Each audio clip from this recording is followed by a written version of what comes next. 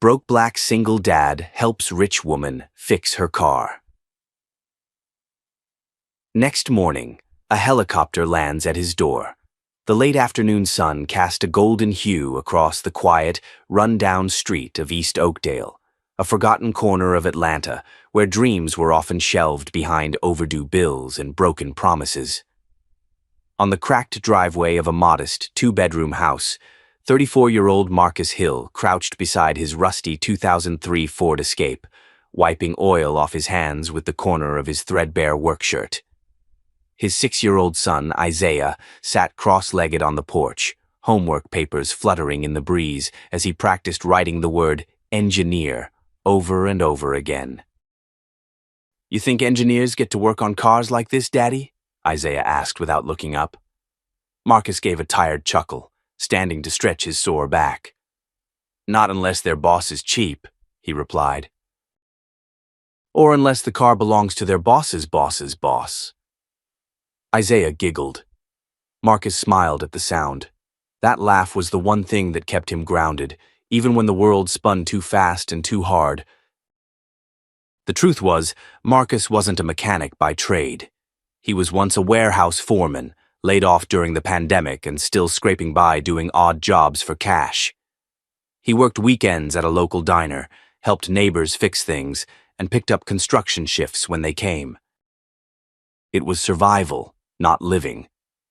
But through it all, he held on for Isaiah, the one person he couldn't let down.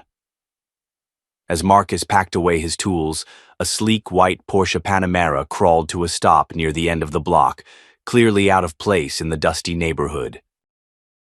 The engine idled for a moment before the door opened, and a woman in a sharp navy pantsuit stepped out, frustration painted across her flawless face.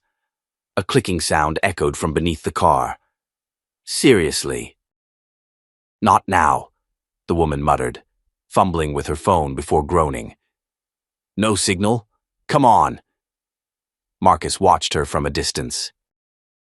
Her heels sank into the cracked pavement, and she stared helplessly at the open hood, which she had popped but clearly didn't know what to do with. Something about her wasn't just rich. She carried herself like someone who owned the building, the street, maybe even the city. "Need a hand?" Marcus called out, wiping his hands again and grabbing his old toolkit. She looked up sharply, eyes narrowing for a second before scanning him. Oil-stained clothes, calloused hands, deep-set tired eyes. Yeah, I guess. It just started making this clicking noise and then the engine shut off." He approached calmly, respectful, not wanting to spook her. "Mind if I take a look? Name's Marcus. I live just there."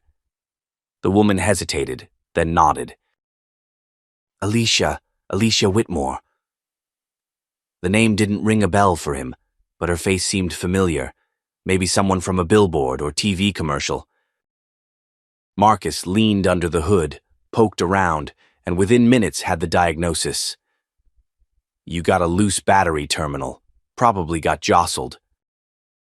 "You got tools in the car?" "No," Alicia sighed. "I don't even know how to check tire pressure. I was just on my way from a board meeting. Thought I'd take a shortcut. GPS rerouted me through this mess." "Yeah, well, welcome to East Oakdale," Marcus said with a small grin. 15 minutes later, with a borrowed bolt from one of Marcus's spare parts and a makeshift fix, her Porsche roared back to life. Alicia's jaw dropped. "You're kidding me. That's it?" "Wasn't much. Just needed tightening." "But you should get a mechanic to take a proper look at it soon. Could turn serious if it comes loose again." Alicia stared at him for a long moment, like she wasn't used to people who didn't want something from her. "Thank you," she finally said. "Really, that was unexpectedly kind." He shrugged. "No big deal." "You were stuck. Could have been anyone." "But it wasn't anyone. It was you." They shook hands. Her fingers were soft, his rough and worn, but the gesture lingered. Just as she was about to leave, Isaiah ran up, holding a piece of paper. Mister! he called out breathlessly, then turned to Alicia. Miss, look, my daddy helped you even though we didn't have dinner yet. Isn't he the best? Isaiah, Marcus called gently, but Alicia knelt down and took the drawing. It was a crude crayon sketch of Marcus fixing her car, a smiley face over the Porsche, and a stick figure woman in high heels giving a thumbs up. You drew this just now? She asked, surprised. I like drawing. Daddy says I could be a car designer if I keep working hard. Alicia glanced between them, her expression unreadable. Then she smiled and handed the paper back. I think you'll be more than a car designer, kid. She climbed into the Porsche, the engine humming like nothing had ever gone wrong. As she drove away, Marcus watched until the car disappeared behind the row of worn-down homes. Later that night, Isaiah fell asleep on the couch watching cartoons, and Marcus sat by the window, sipping weak coffee from a chipped mug. The quiet of the night settled around him, until the silence was shattered by a low, rhythmic thump in the distance. He stood up, alarmed. The sound grew louder, unmistakable now. A helicopter. The windows rattled slightly as the chopper came into view, floodlights sweeping across the neighborhood before it descended slowly, landing right in the middle of the empty baseball field across the street. Marcus grabbed his coat and ran outside, just as neighbors peeked through blinds and stepped out, murmuring in confusion. The side door of the helicopter opened, and two uniformed personnel stepped down, scanning the crowd. Marcus Hill? One of them called out with authority. Marcus froze. Yeah, I'm Marcus. The woman who stepped out behind them was not who he expected. Alicia, now in a more casual outfit, but still radiating command. Mr. Hill, she said, voice crisp but warm. I think it's time we talk, properly. He stared at her, stunned. You're in a helicopter. Why? She smiled. Because the man who helped me yesterday deserves a second chance at the life he once dreamed of. And I have an offer for you. The entire block went silent. Marcus blinked. You got the wrong guy. I don't think I do. Isaiah had just appeared at the porch, rubbing his eyes, small voice trailing off. Daddy, what's going on? Marcus didn't have an answer. Not yet. But everything was about to change. The crowd was still gathering near the baseball field as the helicopter's rotors slowed to a hush. A few folks had phones out, trying to record, while others just stood slack-jawed, their everyday routine shattered by the surreal scene playing out in front of them. No one from East Oakdale had ever seen a chopper land here, especially not one that seemed to be looking for a single father who barely had a working cell phone. Marcus felt the weight of every eye on him, but all he could focus on was Alicia. She didn't look like a CEO now. She looked like someone who had made up her mind and wasn't used to being questioned. He crossed his arms, still cautious. You gonna tell me what this is about? Or are we just gonna keep putting on a show for the whole block? Alicia gave a small smile. I get it. This is a lot, but I didn't come here for show. I came here for you. Marcus narrowed his eyes. I fixed your car, not saved your life. You really think showing up in a helicopter's the right way to thank someone like me? It's not just about gratitude, she replied. Can we talk inside? Somewhere more private. Marcus hesitated. He looked at Isaiah, still barefoot on the porch, blinking through sleep and confusion. Alicia softened. We'll take it slow. I just need 15 minutes. Marcus gave a curt nod and led them across the street toward his house. Neighbors whispered and watched, the whispers turning into wild speculation before the front door even closed. Inside, Isaiah curled up on the couch again, still listening, still watching. Marcus didn't ask him to leave. He sat across from Alicia, arms still folded, posture defensive. So talk, Marcus said. What's really going on? Alicia leaned forward, her eyes sharp but kind. You ever heard of Whitmore Solutions? Marcus frowned. Sounds familiar. Some corporate thing, right? I don't exactly follow Forbes. My father started it 30 years ago. I took over after he passed. We focus on infrastructure, logistics, and clean energy systems. We're building community centers in underserved areas. But that's the official version. Marcus's brow furrowed. What's the unofficial version? We also invest in people. Quietly. Individuals who show extraordinary integrity, resilience, and character under pressure. People who don't wait for cameras or credit to do the right thing. People like you. He sat back slowly, blinking. So, this is some kind of charity thing? No, this is an opportunity, a job. A new start. I already have a job. Actually 3, if you count hustling scrap for gas money. I'm not talking about a paycheck, Alicia said. I'm talking about purpose. We're launching a new pilot program in Atlanta. I need someone who knows these communities, who lives the reality, not just studies it from a glass office downtown. We can train you, support you. You'd be the face of it. You'd help design the solution. Marcus shook his head, confused. Why me? You don't even know me. I saw more in the 15 minutes you spent fixing my car than I've seen in boardrooms all year. You didn't hesitate. You didn't talk down to me, even when I was lost. And your son, he drew a picture of you as a hero. That stuck with me. Marcus laughed, but there was no humor in it. Lady, no offense, but I'm a single dad with debt, no college degree, and barely a working radiator.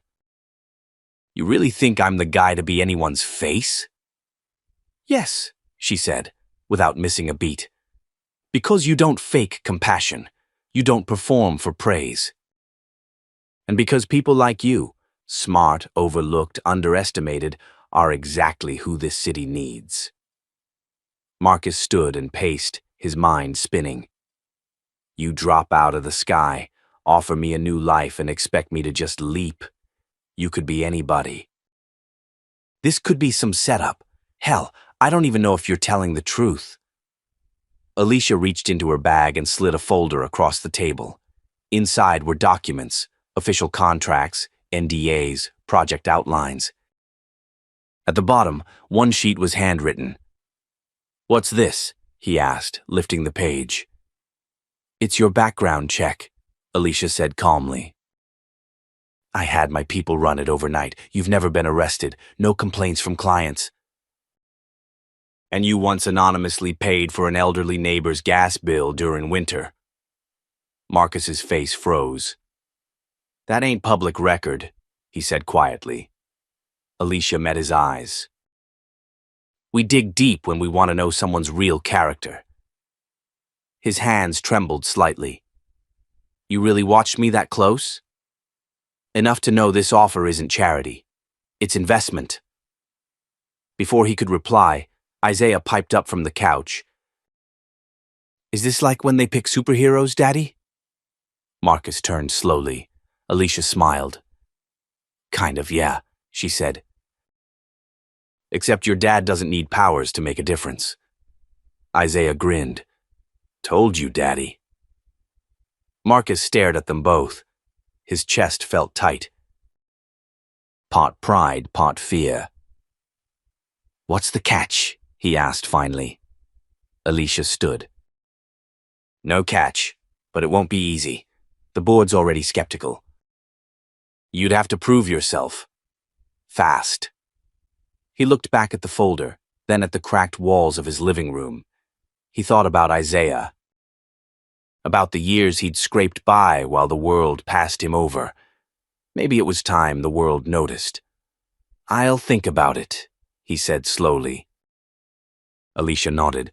Good, but don't take too long. The board won't wait forever. She handed him a card. Call me when you're ready. And Marcus, This isn't about saving face. It's about building something real. She walked out without another word, leaving silence in her wake. Outside, the helicopter stirred back to life. Inside, Isaiah looked up. "Are we gonna ride in the helicopter next time, Daddy?" Marcus chuckled quietly, still staring at the card. "Maybe, buddy," he said. "Maybe next time we'll be flying it." Marcus sat alone on the porch that night, the street dim and quiet except for the occasional bark of a dog in the distance. The card Alicia had given him lay flat in his palm, its edges worn soft from hours of being turned and flipped. His phone sat beside him, screen lit, thumb hovering over the call button. He hadn't told anyone about the offer yet. Not Miss Loretta next door, not even Isaiah. It felt too big, too strange, like something that could vanish the moment he acknowledged it out loud. But deep inside, something was shifting.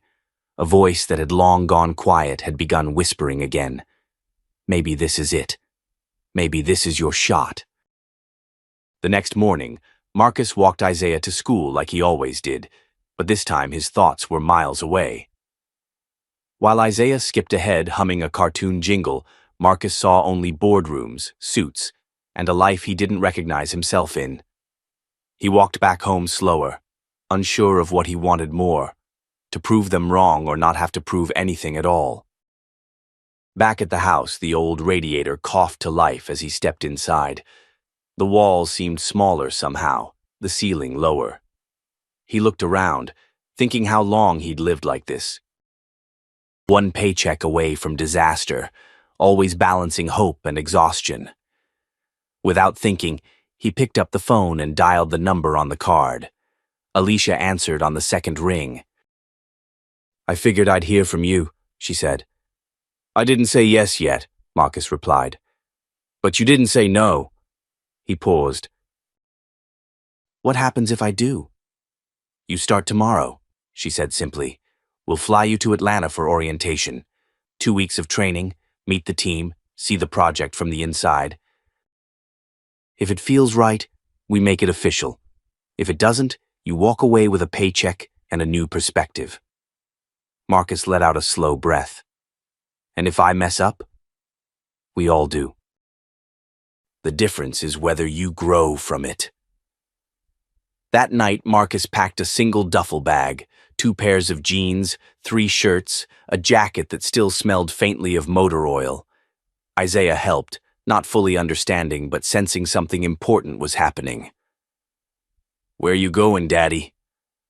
"Somewhere that might change our lives," Marcus said, ruffling his hair. Isaiah nodded solemnly. "Will they have pancakes?" Marcus laughed.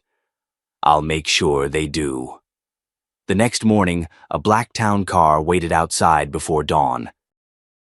As Marcus climbed in, he felt a knot form in his stomach. He hadn't left the state in over a decade, hadn't flown since he was 19, and thought he'd be a mechanic for life. The ride to the airport was quiet, but as the plane lifted off, Marcus felt something else rise with it, a flicker of belief. In Atlanta, Alicia was waiting at the terminal, dressed sharp but casual. She didn't offer a hug, just a warm smile and a firm handshake. "Welcome to day 1, she said. The facility wasn't what he expected. No glass towers or sterile cubicles. It was a converted warehouse filled with workstations, blueprints, and teams of engineers, urban planners, and community reps, all talking, all moving fast. They introduced Marcus to Darnell, a former teacher-turned-strategist. Then to Carla, a civil engineer from Chicago who had grown up in public housing. Each person had a story. Each of them had once been someone no one bet on. Over lunch, Alicia pulled Marcus aside. "There's someone I want you to meet," she said, guiding him to a corner office. Inside sat a woman in her 60s, gray dreadlocks piled high and glasses perched low on her nose. "This is Evelyn Monroe," Alicia said. "She was my father's right hand. She's blunt, brilliant, and doesn't suffer fools. Evelyn looked up. You're the mechanic? Marcus nodded. Name's Marcus. She gestured to the seat across from her. Sit. Let's see if you're worth the risk Alicia says you are. For the next hour, Evelyn drilled him. Not on degrees or credentials, but on instincts. What do you do when a community doesn't trust you? You listen first, then show up. And keep showing up. What do you say to a city council that only cares about profit? I show them what it costs when they ignore the people who keep the city alive. What do you do when someone calls you unqualified to your face? I let them talk, then I let my results speak louder. Evelyn leaned back, impressed but unreadable. He's green, but not dumb. I've seen worse, much worse. Marcus stood, shoulders squared. I'm not here to prove I belong to you. I'm here because someone believed I could build something better. That's what I'm showing up for. Evelyn cracked a smile. Well, damn. Looks like you've got a spine. Alicia stepped in as Marcus left the room. That went better than I expected. She's a firecracker, Marcus muttered. She's also on the board. And she likes you. That night, back in the modest company apartment, Marcus stared at the ceiling. Everything moved fast. Maybe too fast. But for once, it felt like he wasn't chasing the world. It was catching up to him. And yet, as he drifted off to sleep, a different worry crept in. The people in that warehouse believed in justice and progress. But Marcus knew the streets back home didn't care about idealism. He'd been given a shot, but the question gnawed at him. What would he have to sacrifice to keep it? And what if this world didn't want him after all? Marcus adjusted his tie in the mirror, still not used to the way it hugged his neck. The conference room he was about to step into wasn't just any room. It was the heart of the company's next big pitch, a community development initiative worth millions. And somehow, against all odds, he had a seat at the table. 2 weeks in, and Marcus had done more learning than sleeping. Late-night reading, early morning meetings, hours spent shadowing Alicia and Darnell. But every time someone questioned his background, he let the facts speak. His proposals were clear. His ideas grounded. He didn't speak corporate, but he spoke people, and that made him stand out. Today, though, the stakes were different. This wasn't just an internal meeting. Investors were flying in. City reps would be listening. And Marcus had been asked to co-present with Alicia. As he walked into the room, the energy shifted. Conversations paused, eyes turned, some curious, others doubtful. Marcus noticed the subtle looks exchanged between a pair of senior VPs sitting near the front. Both middle-aged, both white, both visibly uncomfortable. Alicia greeted him with a nod. Ready? As I'll ever be, he said. They launched into the presentation, Alicia opening with stats and vision. Then she handed it off to Marcus. He stepped forward, voice steady. I grew up in East Baltimore.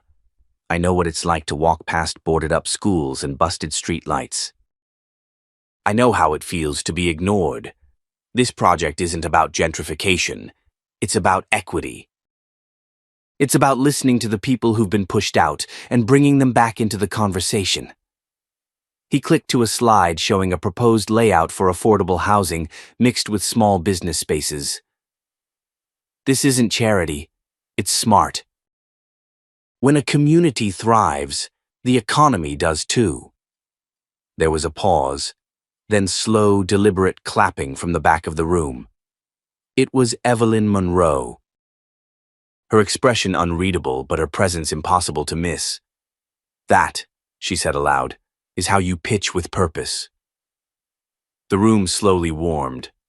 Questions were asked. Dialogue sparked. But as the meeting wrapped and people began filtering out, Marcus felt a chill behind him. One of the senior VPs, a man named Richard Shaw, approached. "That was an interesting perspective you gave." Marcus nodded. "Appreciate that. You've certainly got passion. But just a heads up, this space isn't always as welcoming as your speech suggests." Marcus looked him in the eye. "I've been unwelcome most of my life. I still show up." Richard gave a thin smile. "We'll see how long that lasts." Back in her office, Alicia slammed her notebook shut. "He's already starting," she muttered. "Who?" Marcus asked, though he already knew. "Shaw. He's been against bringing in anyone from outside the usual pool, especially you." "I figured," Marcus said. "He came at me with that backhanded passion compliment." "He's threatened," Alicia replied. "You're disrupting the comfort zone, and trust me, they don't like that." Marcus leaned against the wall. "So what now?" "We fight smarter," she said. "Every time you speak, you prove them wrong. Every time you show up, you show them you're not going anywhere." That night, Marcus called Isaiah. "Did you finish your homework?" "Yeah, but Miss Gomez gave us way too much math." Marcus laughed. "You'll survive. How's Grandma?" "She made meatloaf." "It wasn't yours, though." "I'll be back soon. 2 more days, okay?" Isaiah hesitated. "Are they treating you nice?" Marcus paused. "Some are. Some, not so much. Do you want to come home?" Marcus swallowed. "I want to make home better." After they hung up, Marcus sat in the silence. The glamour of his new opportunity was fading. What remained was grit, resistance, and the unsettling realization that the fight wasn't just about him. It was about every man like him who never got a shot, every kid like Isaiah waiting for proof that things could be different. The next day, Marcus showed up early for a roundtable discussion on community outreach. He had prepped all night. But when he got there, he found out the meeting had been moved, without his knowledge. He confronted the assistant. "I wasn't on the updated list," he asked. She looked nervous. I thought Alicia told you." "No, she didn't." "Who made the change?" "I'm not sure. I just followed the update sent from VP Shaw's office." Marcus didn't say anything. He just turned and walked straight to Alicia's office. "Shaw's playing dirty," he said before she even looked up. She didn't ask how he knew. "Let me handle it." "No," Marcus said. "I got this one." He waited until the board members were gathered for lunch, then calmly entered the dining room. "Hope I'm not interrupting," he said. Heads turned. "I just wanted to clarify that I wasn't informed about the meeting this morning. And if this is how we operate, then let's be honest about who we're excluding." Shaw looked up from his plate, annoyed. "Marcus, these things happen. We move meetings all the time." "Sure," Marcus said, "but I've been here 2 weeks and it's only ever happened to me." A hush fell over the room. Alicia stepped in. "He's right, and it stops now." Shaw stood, trying to maintain control. "This isn't personal," Marcus stepped forward. "That's where you're wrong. For people like me, it's always personal." The silence was thicker than concrete. But Marcus didn't care. He'd said what needed to be said, and for the first time, he felt the ground beneath him start to shift. He wasn't just surviving anymore, he was pushing back. Marcus sat on the worn bench outside the building, phone in hand, barely breathing. His heart was still racing from what had just happened in that lunchroom. He had spoken out, stood tall, and called out Richard Shaw in front of some of the most powerful people in the company. And now, silence. No word from Alicia, no email, no acknowledgement. His thumb hovered over his phone as he debated texting her, but something told him to wait. Across the city, Alicia paced in her office. She had defended Marcus publicly, and while she didn't regret it, the fallout was already starting. HR had called. Shaw had sent a strongly worded email to the board, subtly suggesting that Marcus might be too emotionally reactive to represent the company. She poured herself a glass of water and stared at the skyline, wondering how to fight a battle that was happening behind closed doors. Later that evening, Marcus returned home to Isaiah and his mother's apartment. The apartment was small, 2 bedrooms with creaky floors, but it smelled like dinner and safety. Isaiah ran up to him with excitement. "Dad, guess what? I got picked for the school debate team." Marcus knelt and pulled him in. "That's my boy." Isaiah looked up. "Did they clap for you today?" Marcus chuckled, rubbing the back of his neck. "Some clapped. Some didn't like what I said. But you said it anyway?"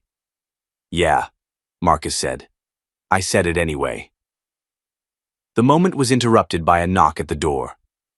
Marcus opened it to find a courier holding a thick manila envelope. "Mr. Marcus Reed." "Yeah?" The courier handed over the envelope and left without a word. Marcus shut the door, uneased. Inside was a formal HR complaint. Shaw had filed a grievance, citing Marcus's disruptive conduct and claiming he had created a hostile environment. Marcus sank onto the couch, eyes scanning the document. His hands trembled. "What's wrong, Dad?" Isaiah asked, sensing the shift. Marcus shook his head. "Nothing you need to worry about." But Alicia wasn't staying silent.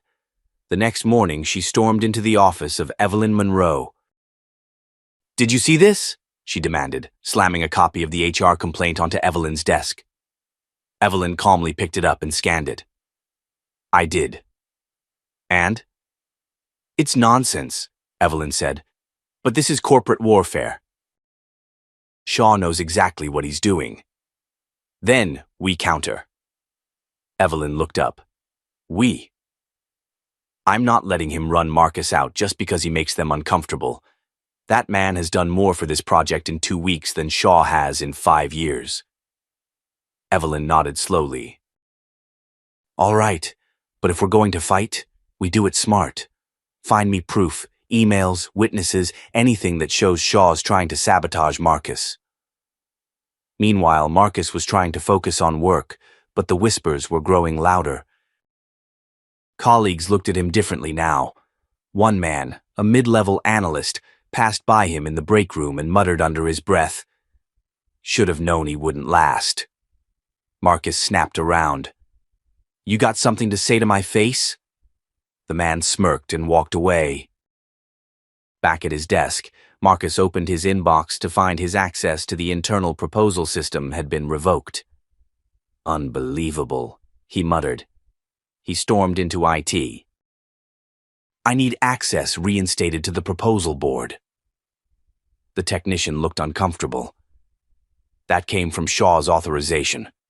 Said you weren't cleared to make changes."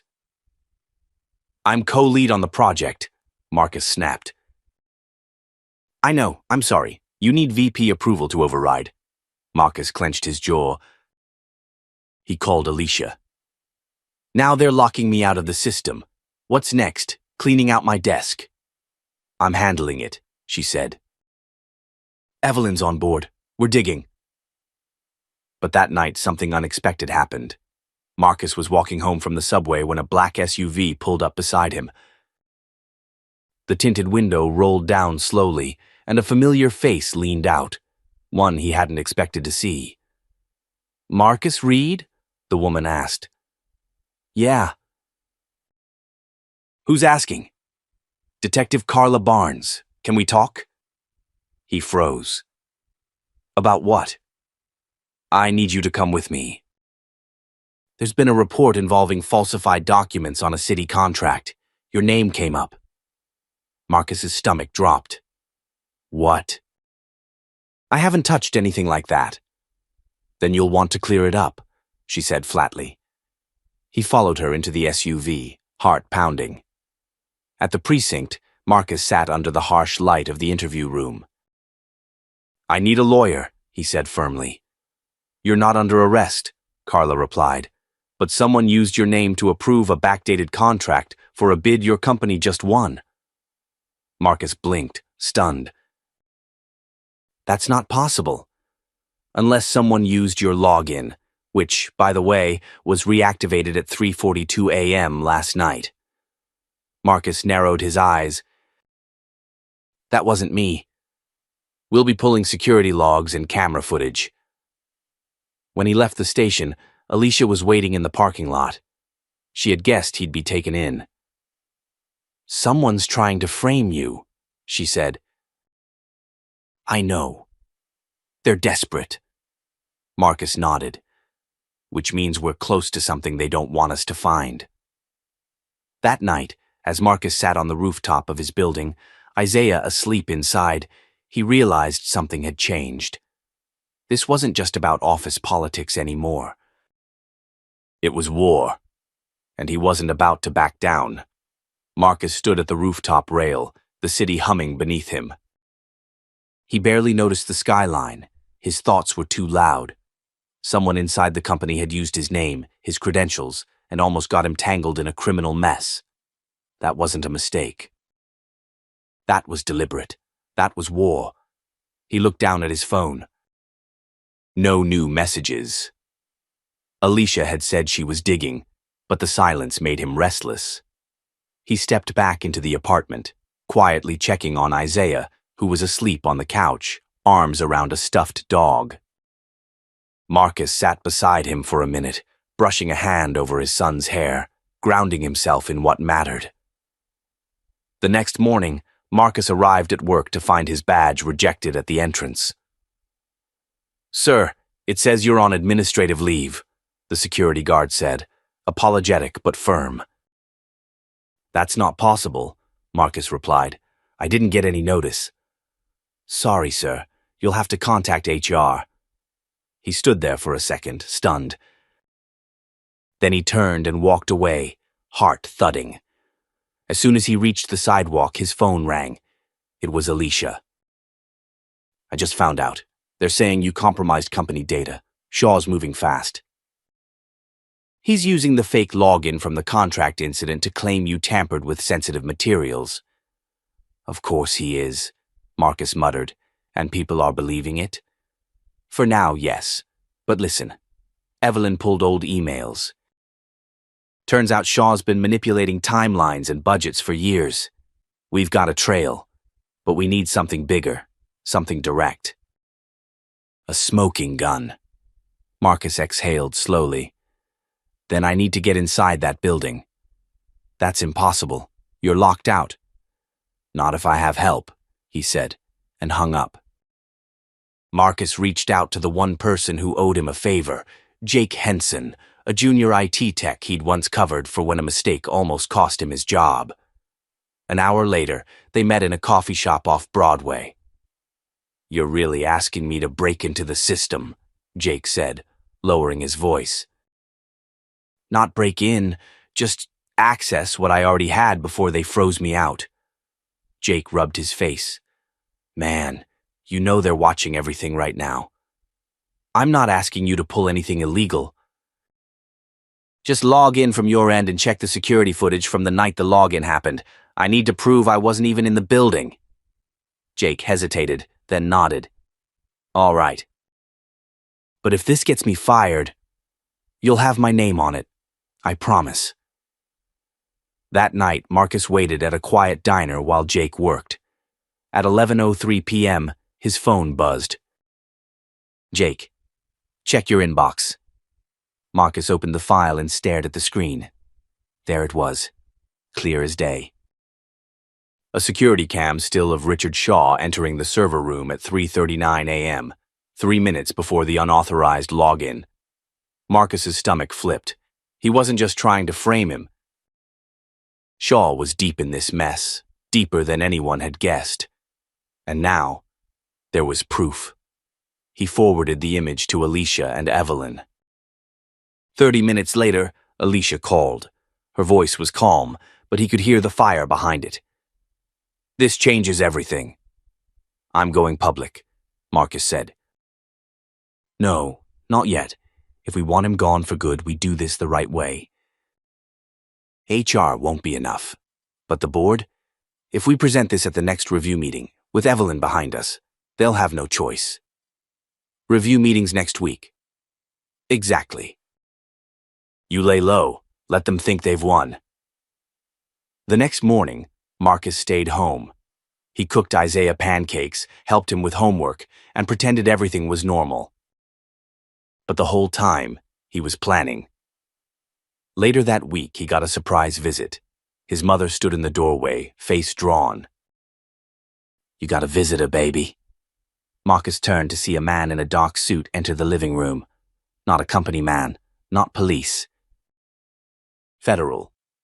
"Mr. Reed, my name is Agent Walsh. I'd like to ask you a few questions regarding Richard Shaw and his relationship with city development projects." Marcus blinked. "You're FBI?" "Correct." "Why me?" "We've been watching him for a while, but your name came up recently." "Contract fraud, manipulation of public funds. We believe you may have been targeted because you were close to uncovering a pattern." Marcus sat down slowly. "I've got proof." "Surveillance footage, emails, all of it." Walsh nodded. "Then I suggest you prepare. We'll need your full statement, and we'll need you at the next board meeting." Marcus stared at him. "Why?"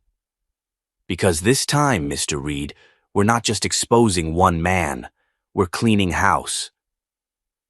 That night, as Marcus tucked Isaiah into bed, he couldn't stop thinking about how close he'd come to losing everything.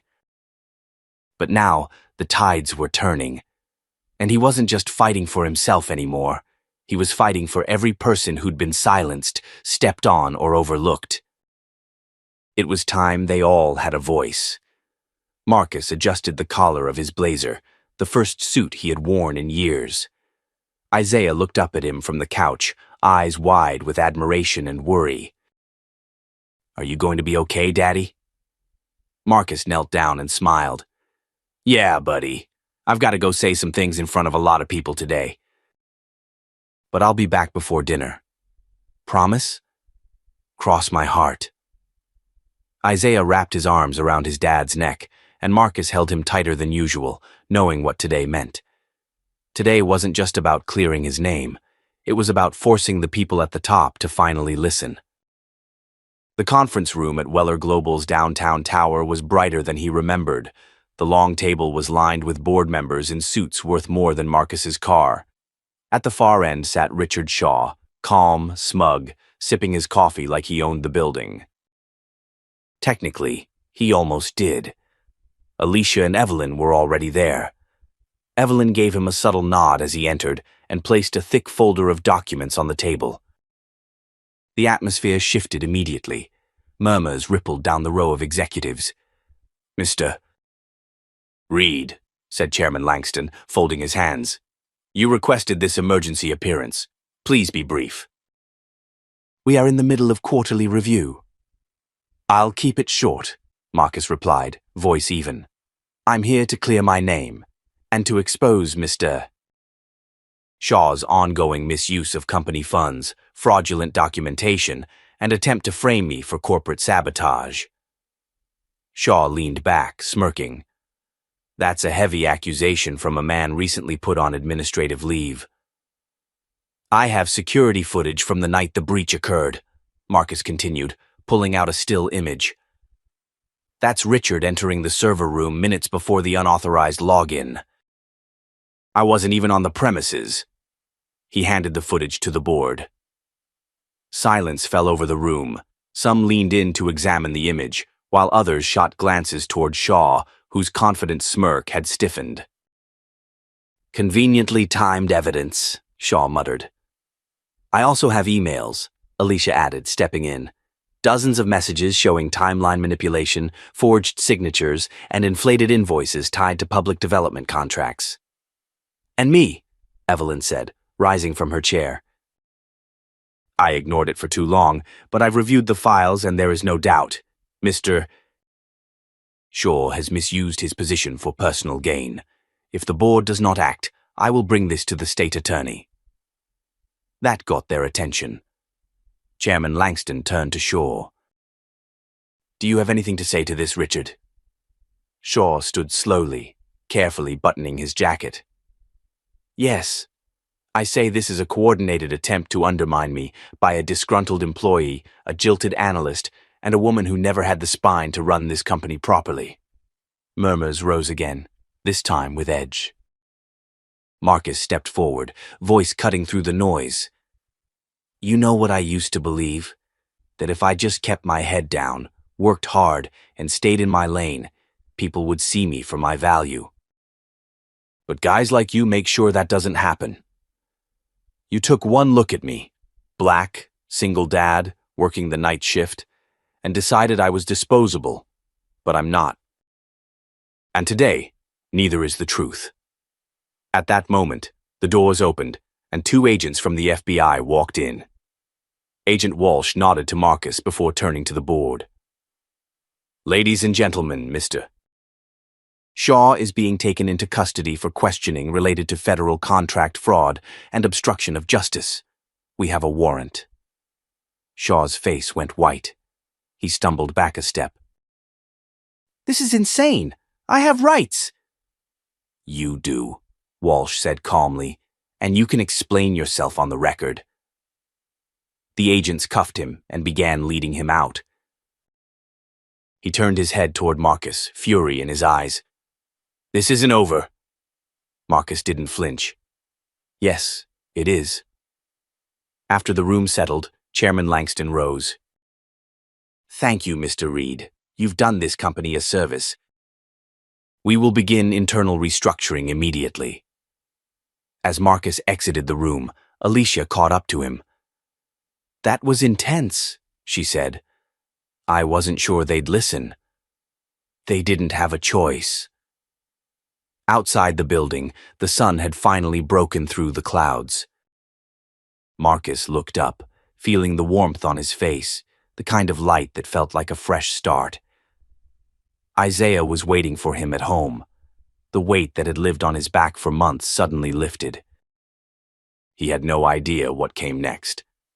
But for the first time in a long time, he knew who he was, and that was more than enough. The morning air was crisp, the kind that carried the scent of wet grass and new beginnings. Marcus stood on the porch of his modest home, coffee mug warming his hands, eyes scanning the horizon. The neighborhood was quiet, peaceful. Just a few months ago, he wouldn't have believed a moment like this was even possible. Inside, Isaiah was sitting at the kitchen table, munching on cereal, his backpack slung carelessly over one shoulder. You're gonna be late, Dad, he called through a mouthful of Cheerios. Marcus smiled. I'm not the one dragging his feet. Isaiah grinned and ran to him, wrapping his arms around Marcus's waist. You're really gonna take the job, huh? Marcus crouched down. Yeah. But only if I can still walk you to school every morning. Isaiah nodded solemnly, like a man closing a serious deal. Deal. The past few weeks had been a blur. After Richard Shaw's arrest, the company went through a major shakeup. Evelyn took over as interim CEO, Alicia was promoted to senior legal counsel, and Marcus. He was offered a role he'd never imagined.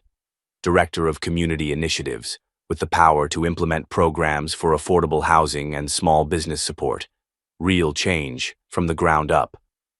But even more than the title or the paycheck, what mattered to him was the chance to finally be part of something that wasn't built on lies, that didn't come at the expense of others.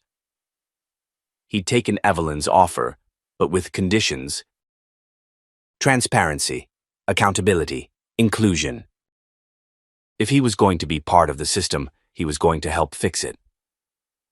That afternoon, the company held a press conference to publicly address the scandal, unveil their new leadership team, and introduce the man who had brought it all to light.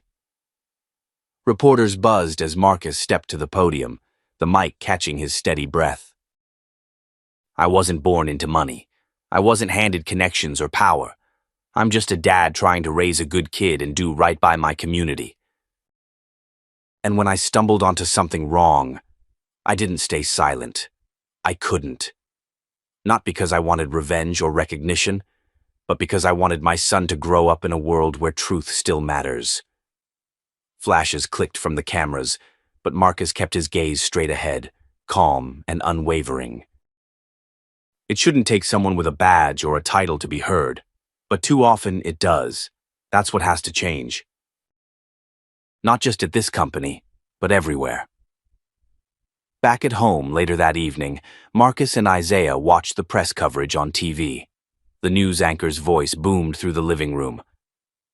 In an unprecedented move, Weller Global has appointed Marcus Reed, a single father and former security staffer, to lead their community impact division following the company's internal corruption scandal.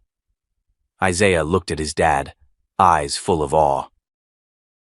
You're kind of famous now, Marcus chuckled. Yeah? Think we'll still be able to get a table at Ricky's without waiting an hour? As they laughed, a sudden sound shook the room, a low hum building into a roar. Marcus stepped outside to see a helicopter hovering over the cul-de-sac. Neighbors peeked from windows, kids pointed in excitement. The chopper began its descent, right in front of Marcus's yard. From inside stepped Evelyn, dressed in a sleek blazer, smiling. I told you we'd send a car, she called over the noise. Didn't say it'd have wheels. Marcus blinked, stunned. What is this? Your first board meeting is in an hour, and let's just say the new partners are expecting a hell of a first impression. Isaiah stood beside him, wide-eyed. Can I come? Evelyn smiled. Absolutely. Marcus looked at his son, then back at the chopper, laughter spilling from his chest. He never wanted fame. He never asked for power. But maybe, just maybe, this was his time to make something bigger than himself. Something that lasted. As they lifted into the sky, the houses below grew smaller, but the purpose in his chest only grew stronger. And if there's one thing this journey had taught him, it's this. Sometimes, the most ordinary people carry the power to shake the whole system. All it takes is a little courage, a lot of heart, and the will to stand up when no one else will.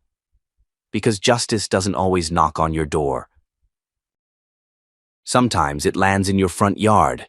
If this story moved you, inspired you, or made you think a little deeper about the world we live in, don't forget to like, comment, and subscribe to our channel.